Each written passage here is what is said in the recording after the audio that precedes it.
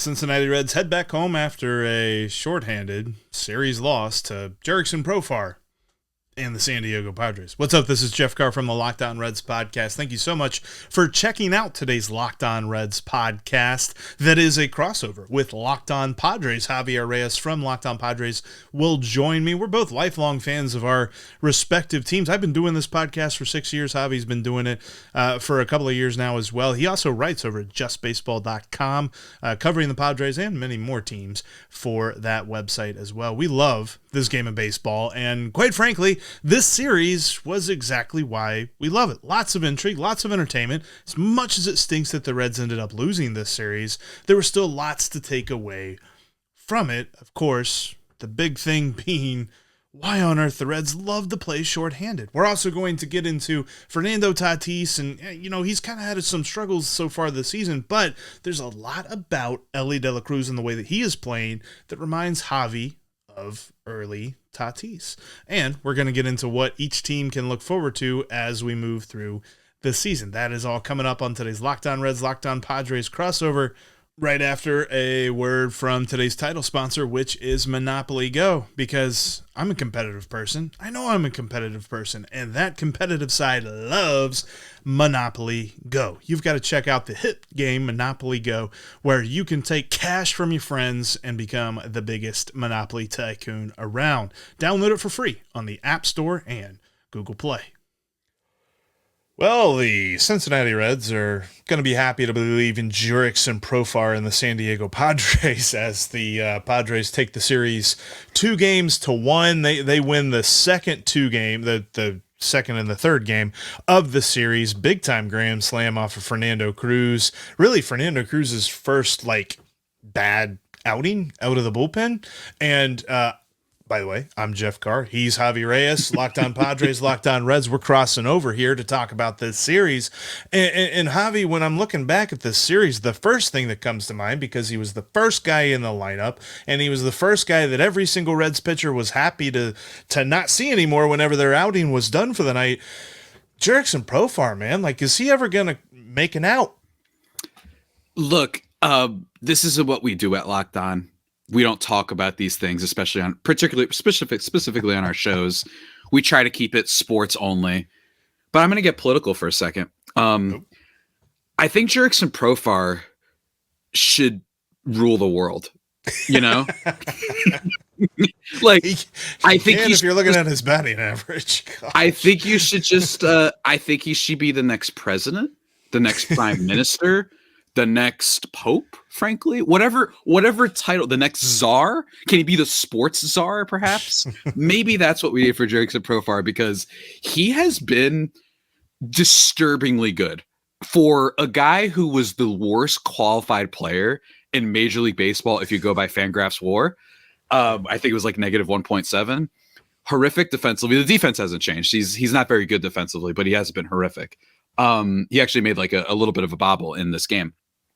Actually, it's incredible that I really I'm not even trying to be overly sentimental and whatnot, but this is why baseball, I can't quit it, because no matter how many stats we have, no matter how much we have, this is a guy who's 31 now, which for the record isn't that old, but it feels like he's been in our lives for a long time. I still remember drafting him in fantasy baseball when he was the number one prospect ever. Right. And he's still managed to hang on in the league.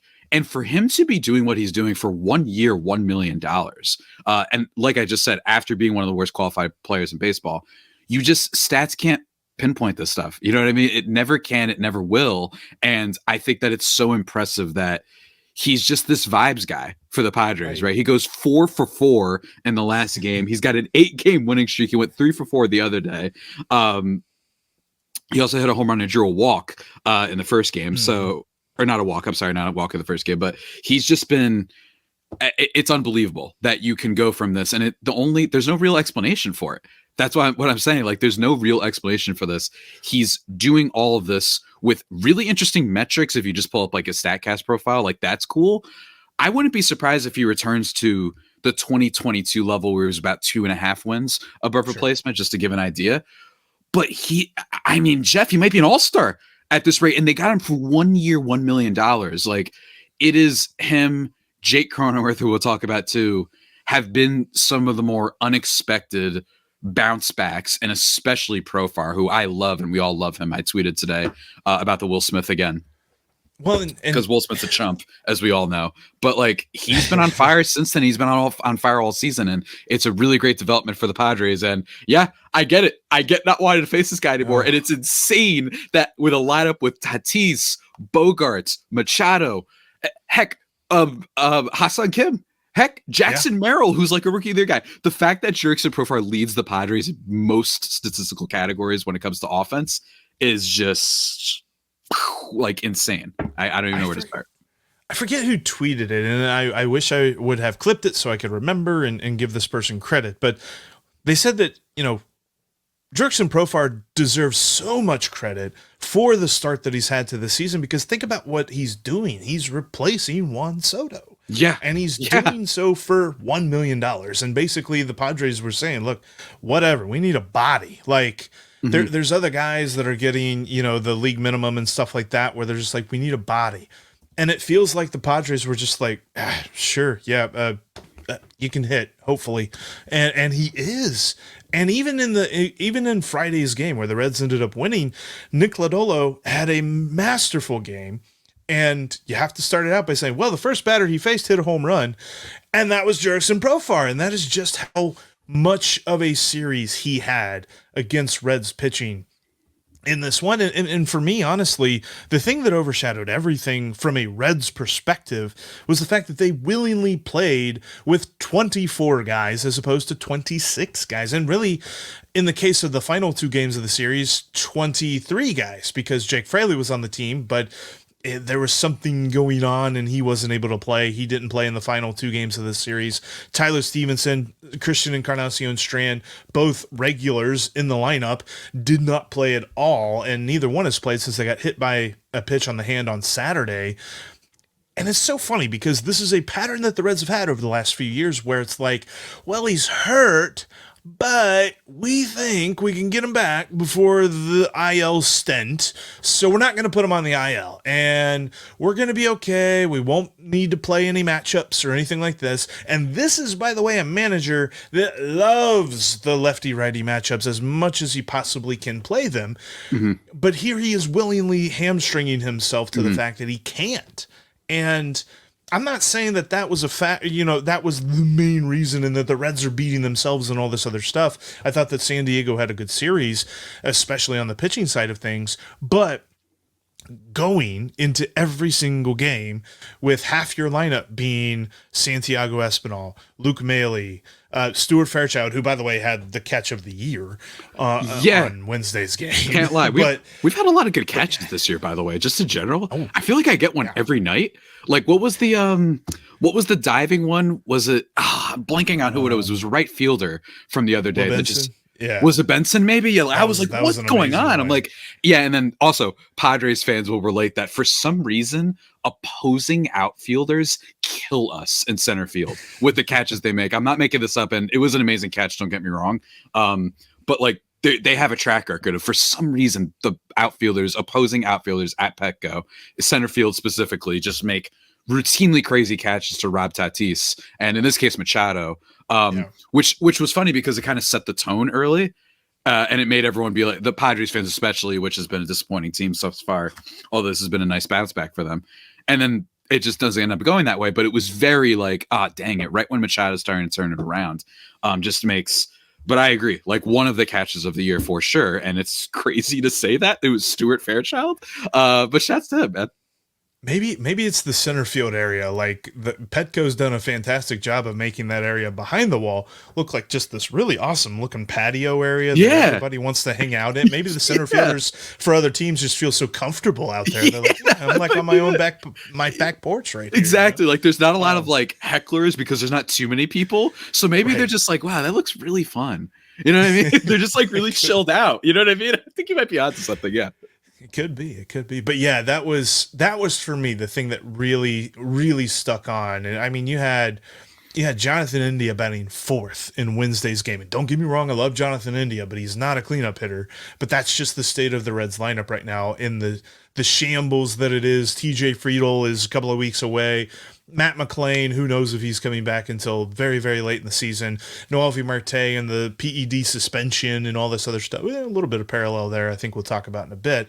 But you're already missing a third of your lineup. So if anyone else is out, you are really, really shorthanded, and they've just decided that that's okay. So that, for me, really overshadowed things. And the reason why I don't necessarily look, losing a series stinks. You want to win series. Mm-hmm. But I'm not that bothered by that just because of the situation that the Reds are in. And this begins a gauntlet. Like, the Reds are going on some crazy 12-game road trip on the West Coast here coming up soon. They've got the Orioles coming in this weekend. There's a gauntlet of the schedule. And the fact that they're doing this in San Diego here in this little tiny bit of the road trip schedule, it didn't surprise me. It didn't surprise me. And I'll tell you why coming up next.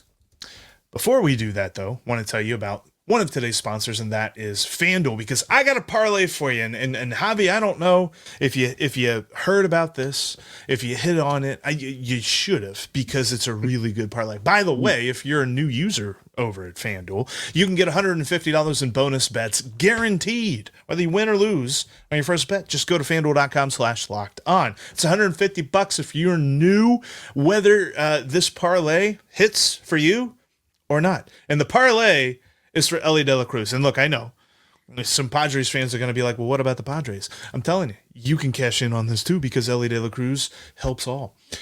2+ total bases, 1+ stolen base, 1+ run scored. Man can hit that in one plate appearance. In fact, he almost did. He hit a home run the other day, and then he was robbed of a double, or it was at least a hit a little bit later on in that game, where he probably would have had a steal after that. But this has hit for me multiple times, and I'm telling you, I'm not going to, saying it amount, but I'm up. And you should check it out over at FanDuel. Go to FanDuel.com/lockedon. Again, new users, you get $150 in bonus bets guaranteed, period. No questions asked. FanDuel.com/lockedon. FanDuel is America's #1 sportsbook.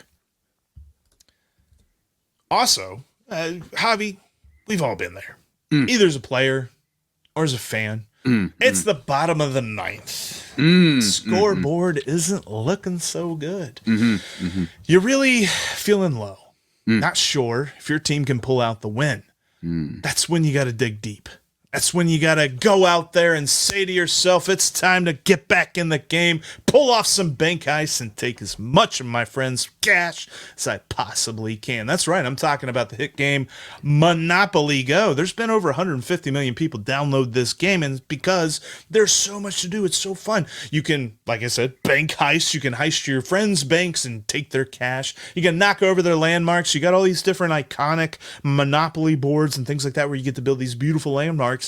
And you can go over to friends' board and just smash them and take some of their money in doing so. You can also join in with them and do some community chests and try and get some money that way, and even more community events and things like that. Plus, they've got this leaderboard so that you know who's a Monopoly tycoonist and who's gone bankrupt. So, get out there, put on your game face, and download Monopoly Go. It's now free on the App Store or Google Play. And make sure to catch every pitch of the Reds and Padres hometown broadcast on Sirius XM. Download the SXM app and search the word Reds or Padres. And thanks as always for making Locked On Padres and Locked On Reds your first listen every single day. We are crossing over debriefing, post-mortem in my case, when it comes to this series in San Diego and Petco Park. I think I've told you this before. I've been to Petco Park. It was a fantastic time. Great stadium. It's one of the best that our wonderful league has to offer. And the Reds maybe agree aesthetically. They do not agree in the results, because the Padres have dominated the Reds over the last few years at Petco Park. In fact, I think coming into this series, they were 10 for their last 11. So If my math is correct, they are now 12 of their last 14. Yeah, that's domination.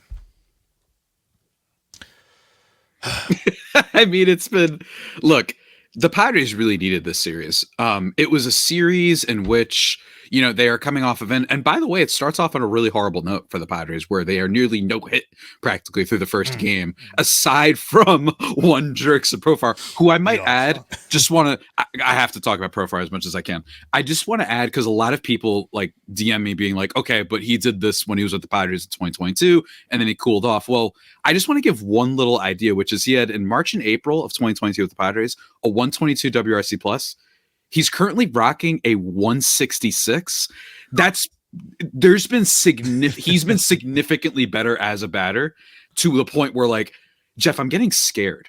You know what I mean? But like, I'm starting to be like, what the heck is going on here? Is this going to be one of those guys is this like Jose Bautista level of like turn around your career? You know what I mean? There were no bad at bats. Like I looked them up on my fantasy league, and somebody had already picked them up because I think they were watching the same series, and I'm just like, dadgummit, I should have picked them up earlier. And like, I had no doubt that he could be a solid player. After the first week, I was like, look, he not too long ago with the Padres, he clearly, for whatever reason, he's the only player in the damn sport. You could bring in prime Hank Aaron into this team, and he'd get worse. Him and then Gary Sanchez last year for some reason. The Padres have this issue, and I think it's a management thing, where batters that join this team either stay the same or get worse. And Profar, I mean, even last year, he was a like 620 OPS guy with the Rockies. And then he joins the Padres and he was like 780. Like immediately. Was a small sample size? Sure. But again, it just speaks to just sometimes vibes being the big thing. But, and speaking of vibes, like the Padres have played the Reds pretty well over these last few years. The Victor Caratini home run stays up into a sea of San Diegans by Daughter Solo. Like, they have played them well, but they really did need this series because of the way that they played against the Phillies, the way they blew the last game before the Phillies against the Rockies 9-4, as I take my train into New York and I'm watching the game, trying not to lose my mind on a train. And I'm just like, and then I bet some people were like, why does that kid look so like intent lady at his phone right now? So you have all of that. You get, I'm going to say, like, you got punked by the Phillies basically in Petco. And then it starts off poorly with Jurickson Profar hitting the one home run. And then you essentially felt like the weirdest, not no hitter, but no hitter ever, right? In a lot of ways, for most of that game. And then you bounce back big time. Musgrove has a pretty good start. He's been disastrous, has given up the most home runs. I still think the most home runs by any starting pitcher. And then Michael King, their other starter, is second. So they just really needed this series, especially before they face the rival D-backs, who've been also struggling too. So this will be a weekend of struggling teams, I think. But yeah, man, they play the Reds well for whatever reason. But I got to give a shout out to Elly De La Cruz. Does make a little bit of a base running error, right? He's giving me, and I know that this is, people are probably going to say it's a lazy comparison, but he's giving me that early Tatis vibe where he's so electric. He's also fun. I love hearing him speak whenever, like, he just talks about the game in a way that's like refreshingly jubilant and exciting. So I love that. Fun stat for you though. Shouts to Just Baseball Media. So there may not be a bias on my part, but it was pointed out that in the history of Major League Baseball, players with at least 15 steals in the first month of the season. Do you know who has the most home runs for players that stole at least 15 bases in the first month of the season? Was it Ricky Henderson? Ricky Henderson is second. Do you know who's number one with 8? Tatis? It is one Sir Elly De La Cruz, ladies and gentlemen. That is crazy. And first of all, it's very funny that Ricky Henderson is, of course, like on top of this, but it's Elly De La Cruz with 8. The second most is Ricky Henderson with 3.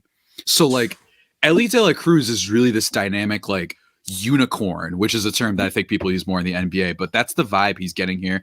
I don't know if it'll stay this way the full time, but we're looking at like Acuna Jr., like Junior Acuna Jr. You know what I mean? I don't think that he necessarily has maybe the power upside of your Tatis and your Acuna yet, but, and yeah, he made a mistake, but I feel like he's one of those guys where you see him make that base running error and you're like, but like, we love him. You know what I mean? No, like, that's what it feels like. I even thought about that too, because I mean, it was a ground ball right to the shortstop. He is the only player in the league that even thinks like, yeah, sure, I'm going to go on that. Yeah. And quite frankly, I mean, he made a good slide. It was just an easy throw and tag. Like if for whatever reason, the third baseman bobbles that for a moment, he's in safe. He is so crazy at like pressuring opposing fielders and opposing pitchers. And just to watch him, the biggest thing for me, and the reason that I think that I don't necessarily know if 8 and 18 a month is going to stick, but I still think that he is going to be a key catalyst in this lineup, is because he has figured out how to lay off the crap. Like the biggest comparison that any pessimistic Reds fan had for Elly De La Cruz was Aristides Aquino. And the reason was, for much of last year, pitchers figured out breaking balls low, he's going to swing at it, period. He's laying off those now. And you know, at least exception being Joe Musgrove's curveball, which seemed to be on Wednesday. He was getting some dudes with that pitch, and he got Elly on one of those particular pitches. And I'm just like, sometimes, you know, you just get got. But he came back in his second at bat and he hit a double. Like, there's something to his performances and the eye test portion of it. There's the analytics. I mean, he's got an average exit velo over 93.5, which is insane. Like, he's way up there. Barrels way up there. Walk percentage way up there. But it's just the optics. Last year, it almost felt like he faced some pitchers kind of antsy in the box. Like, all right, I got to get a hit. I got to get a hit. Now he looks very calm and very composed. And it is such a joy to watch him play base. There were, to tell on myself a little bit, Javi, every Wednesday, being our wonderful Locked On MLB channel manager, all of us channel managers get together for a Locked On channel manager meeting on Wednesdays. Well, this game had to be going on during that meeting. So there were multiple times whenever he came up to the bat where I was just like, I'm paying attention. But I'm not. I'm watching Elly. Yeah. Because you can't not watch that dude play. And it reminds me of Tatis. It's speaking of like the base running and whatnot. Like, it seems like De La Cruz like really will like force the issue and may run on things that you don't see very often. Reminds me a little bit of Tatis that rookie year. Now, don't get me wrong, Tatis still has some wild plays every now and then. The Matrix stuff when he like dodges a tag, he's had those before. But I remember specifically, I forgot who they were playing, maybe the Tigers, where Tatis scored on like an infield fly ball. And I think everyone was so shocked that he went for it. It was his rookie year, and it was amazing. That's kind of the energy that De La Cruz has. And don't get me wrong, he's got some issues. The defense can be a little bit shaky.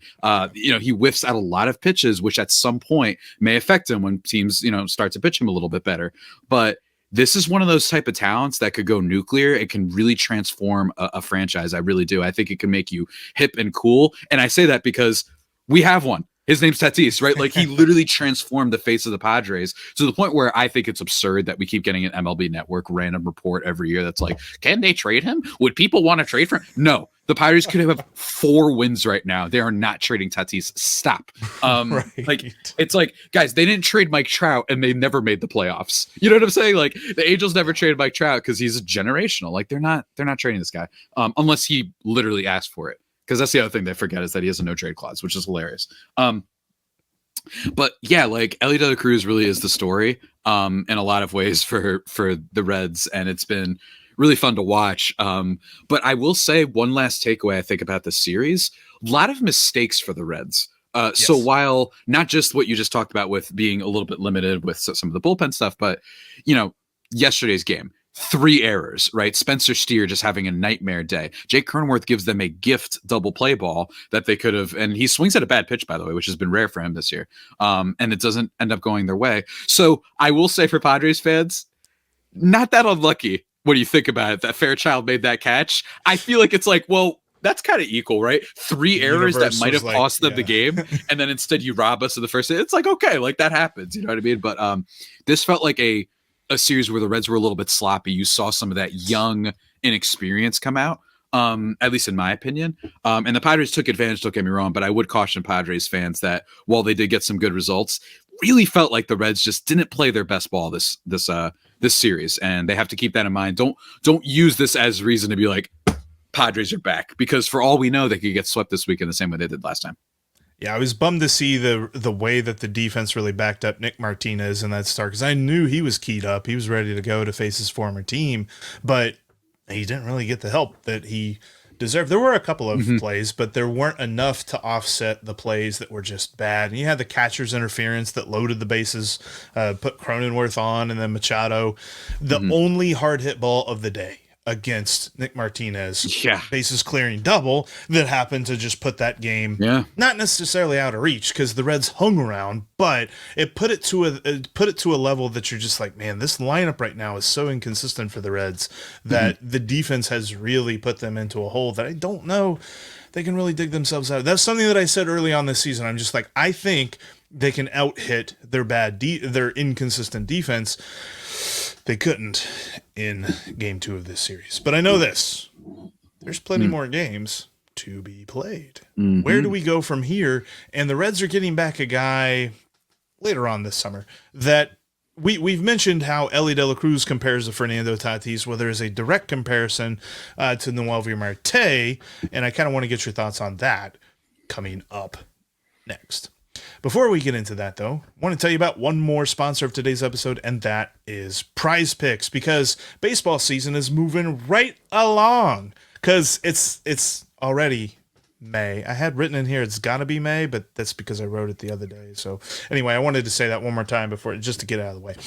But don't miss your chance to add your favorite players from the diamond in your PrizePicks entries. Whether it's strikeouts, RBIs, or first inning runs, take your pick of more or less and add them to your PrizePicks entry today.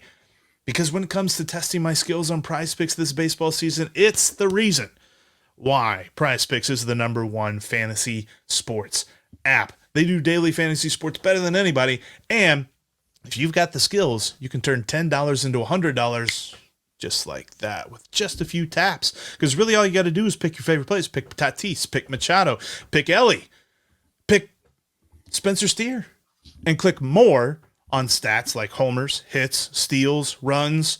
You can do total bases, all that great stuff. PrizePicks has it all. Plus, they have quick withdrawals and easy gameplay and an enormous selection of players. I mean, we're talking about if you think the guy's going to get in as a pinch hitter, PrizePicks is going to let you be able to pick that guy. I don't know why you pick a pinch hitter, but yeah, you can if you want to, because PrizePicks is just that good. So get in on the action with PrizePicks. Download the app today and use code LOCKEDONMLB for a first deposit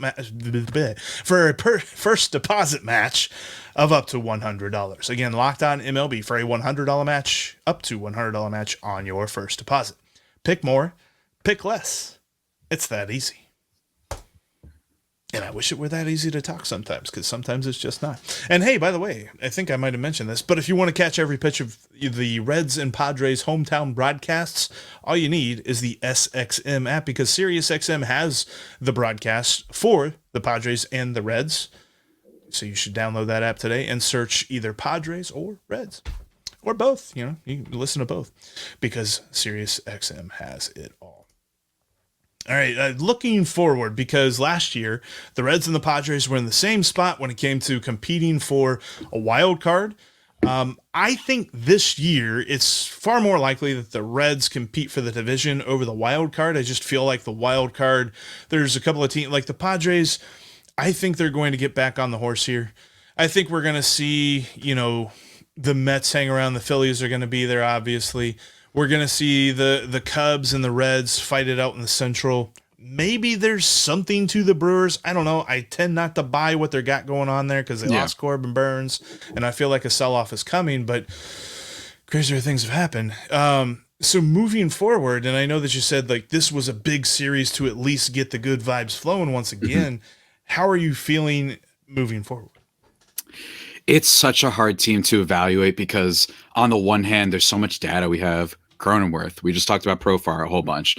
We have those guys. Tatis, while he has been in a slump for a while now, his metrics are still great, and his weighted on base and expected weighted on base are too, like, the discrepancy between the both are so large that suggests he's getting very, very unlucky, and that'll turn around. And Machado's starting to turn around. Jackson Merrill could be a Rookie of the Year candidate, although he's hit a little bit of a slump lately.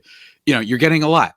You have Luis Campusano, who's at least better than Osanola last year. You have an electric bullpen with guys like De Los Santos, who did get hit up in this series, but in a way that was healthy. I was like, you know what? You got it out of your system. You had a less than 1 ERA, a sub 1 ERA. At some point, that's going to break. I'm okay if it broke there. And then you have Robert Suarez, who throws heats. And then you have Yuki Matsui. And then you have this Jeremiah Estrada guy who just came up of top prospects. So the bullpen's great. The pitching's weird, but part of me is like, I still think Musgrove could figure it out. So on paper, they're great.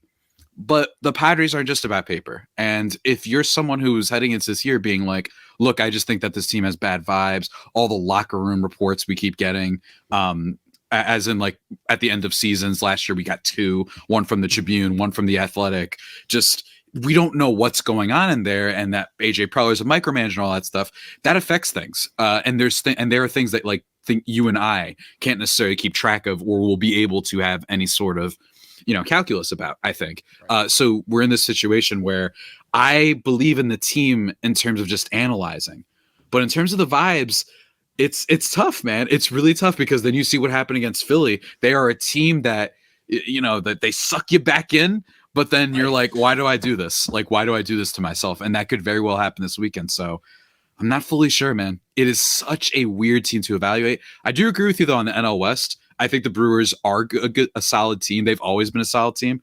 Fraudulent solid team. They're kind of like they're not the Dallas Cowboys. They're kind of like the Pittsburgh Steelers right now. The difference is that the Steelers we know won't go far because they don't have a quarterback, although that this year might change for all my football fans, but they always get in there and they're like, yeah, but you're not built to win the postseason. It's not your fault.